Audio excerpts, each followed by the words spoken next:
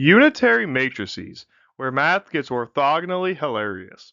Explore the wild world of unitary matrices where every vector knows its personal space. So in our problem today, A.12, we're tasked with show that the rows and columns of a unitary matrix constitute an orthonormal set, or orthonormal sets.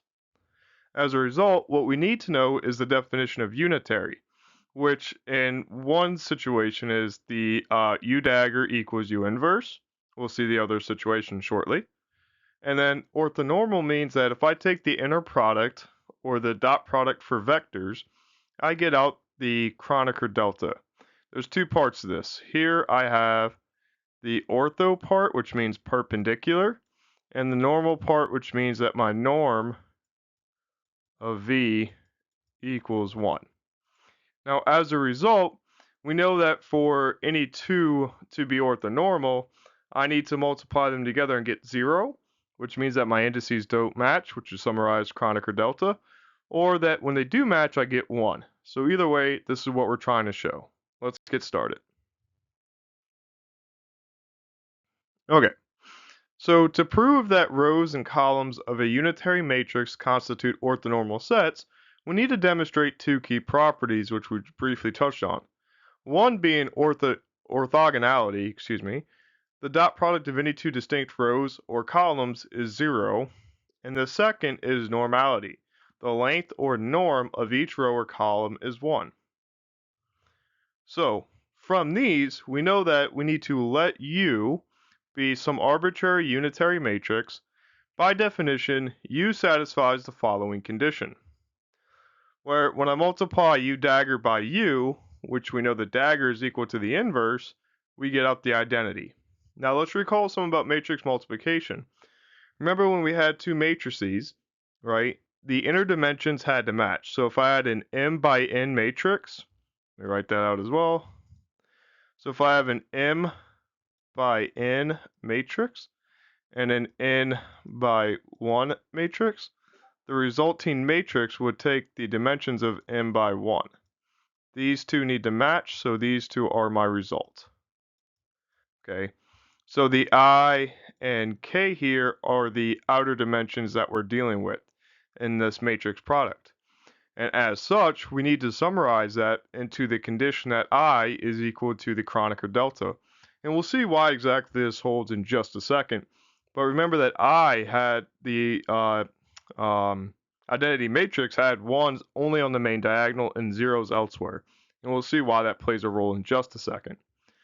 So translating this to a summation notation, since we have a product here, we can write this as sum of, go ahead and erase that real quick.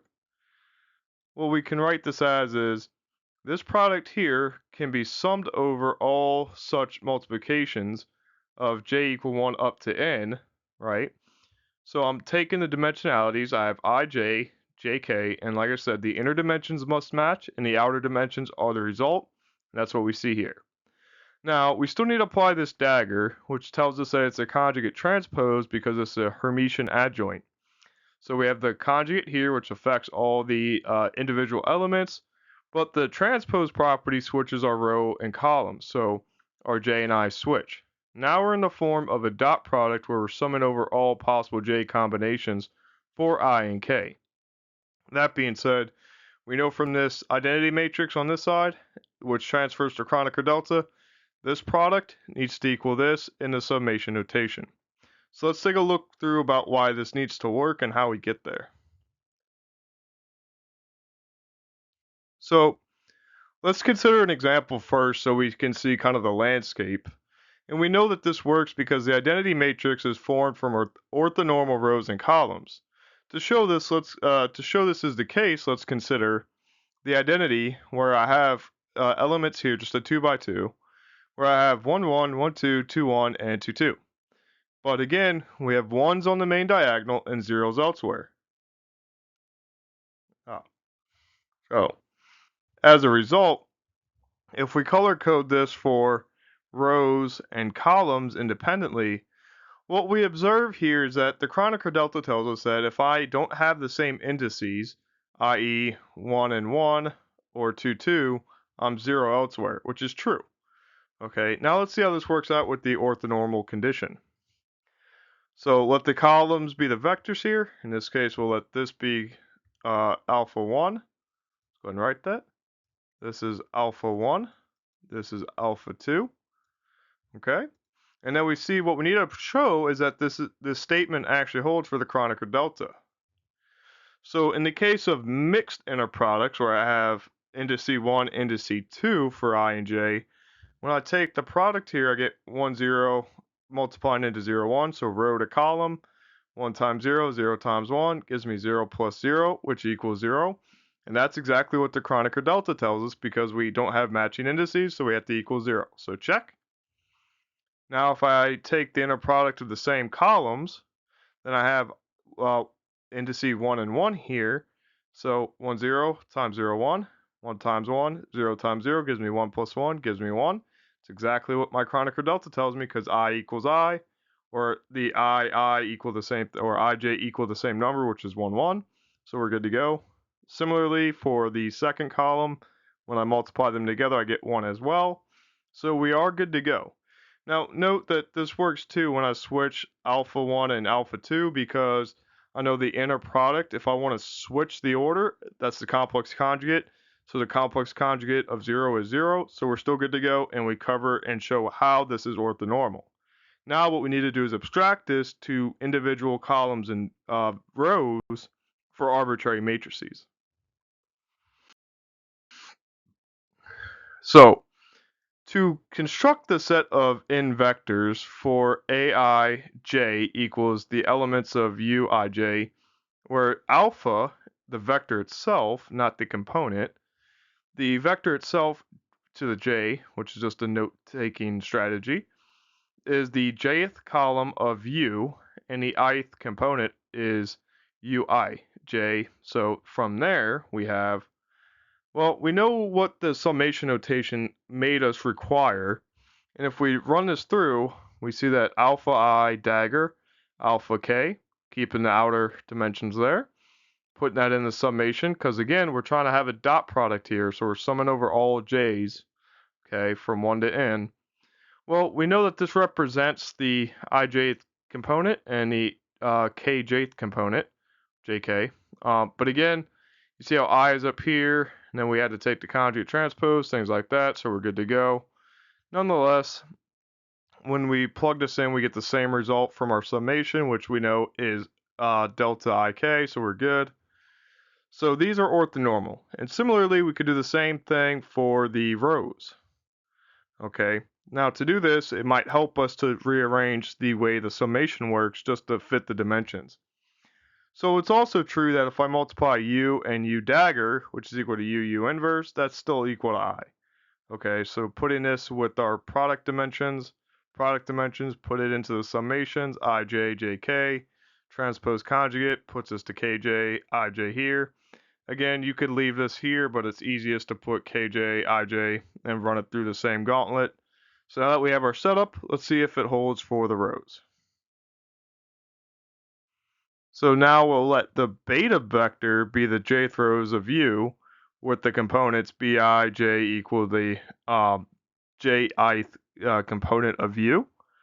And then run it through the same thing. You see the conjugate dagger here needs to be pushed out through, and then you get the same result. So once again, we do show via the summation notation that these are indeed identical, and we're good to go. So the rows are also orthonormal. Let's take a look at another example. Now, throughout the textbook of quantum mechanics, we were told over and over again that the Pauli matrices are said to be unitary, Hermitian, traceless, determinate, -1, all these nice properties, which are honestly a miracle in my eyes. So let's take a look at one of them and check this concept out. So for the Pauli spin matrix for the sigma x, does the actual statement of unitarity hold where the dagger equals the inverse? Well, to find the dagger, that's just a conjugate transpose. So let's take the dagger here of the matrix. So if I transpose this through the main diagonal, I'm switching 1 and 1. That goes there, but since 1 and 1 are real, the conjugate doesn't affect them, so we're good. Now to find the inverse, But we're going to have to use our 1 over det. Then we have dA, and then put the minus signs on BC. So we see we're good there. Now we need to see what this determinant is. Excuse me. As a result, we see that we have 1 over 0 minus 1 from those products, which is just -1. Multiply this in. You see you get 0, 1, 1, 0, which is the same as the conjugate transpose, so we are good to go. This is indeed unitary.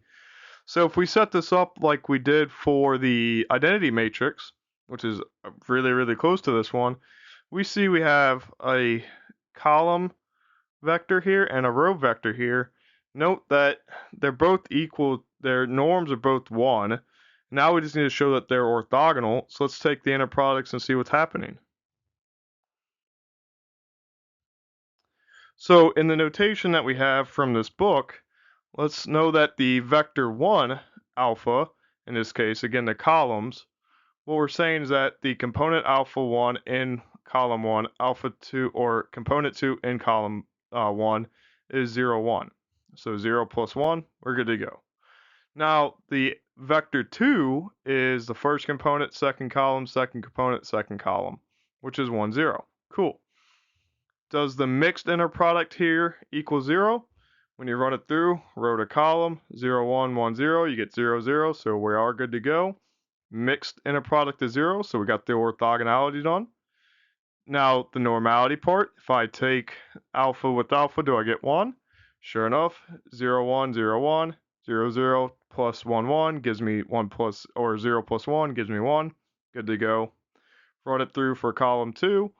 We see that we get 1, 0, 1, 0. That's 1, that's 0. Add them together, you get 1.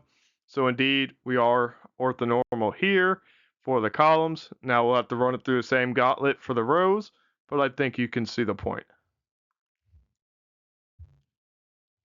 So if we let the beta be the rows, this is the first row, first component, first row, second component, first row, 0, 1, convenient. Then we see that we have beta 2, so the second row, first component, second row, second component, second row, 1, 0, easy enough. Let's see if they're orthogonal, beta 1, beta 2. We see 0 times 1, 1 times 0, leads us to 0, so we're good. Same inner product, so we have 0, 1, 0, 1. 0 plus 1 gives us 1, check. And then beta 2, we get 1 plus 0, so we're good to go. Oh, that should be backwards. Copy and paste error there. Should be 1 plus 0, but either way, same result. So what we can conclude is that, indeed, these satisfy the criteria needed, so we're good to go. Pretty darn cool. Alright, so this video was kind of weird. These proofs are really just an exercise to let you know how these things are related, not necessarily into which context they will be utilized. But sometimes it's easy once you can identify that something is indeed a unitary matrix, because I was reading in a linear algebra book for a different point of view. It's easier to be able to find inverses if we can identify a unitary matrix. So if we take inner products, which are really easy computationally, and we see that we get 1 or 0 respectively, then we could show that that matrix is unitary because these are equivalent statements. And from that, just taking the conjugate transpose gives us the inverse, so we're good. So very much a nice tool to have, all things considered. So if this video got you thinking, imagine what's coming next. Subscribe and join our community for weekly insights into the world of physics. There is so much more to uncover, and I'd love to have you along for the journey. I also just want to take a moment to thank my incredible Patreon supporters.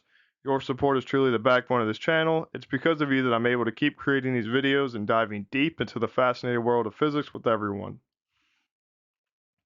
And if anyone else is interested in supporting the channel and joining our Patreon community, you can check out the link in the description below. Together we can keep exploring the wonders of science and discovering even more things with everybody.